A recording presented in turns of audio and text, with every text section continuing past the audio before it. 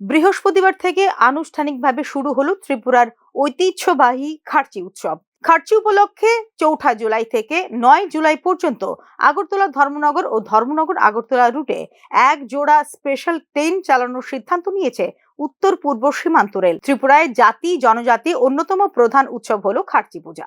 পুরাতন আগরতলায় চতুর্দশ দেবতার মন্দিরে ওই পূজা ও মেলা অনুষ্ঠিত হবে আগামী 7 দিন। খার্চি উৎসব উপলক্ষে প্রচুর মানুষের সমাগম লক্ষ্য করা যায় প্রতি বছরই।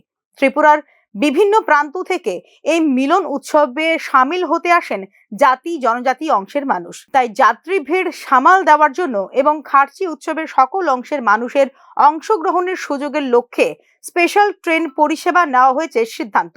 স্পেশাল এই প্যাসেঞ্জার ট্রেনে থাকছে 6টি বগি।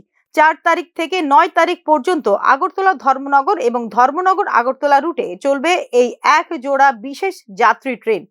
আগরতলা থেকে 07640 নম্বরের যাত্রীবাহী ট্রেন যাবে ধর্মনগরের উদ্দেশ্যে। অপরদিকে ধর্মনগর থেকে 07639 নম্বরের ট্রেনটি যাত্রী নিয়ে আসবে আগরতলায়। এক্ষেত্রে মোট 12টি স্টেশনে বিরতি দেবে বিশেষ এই যাত্রীবাহী ট্রেন।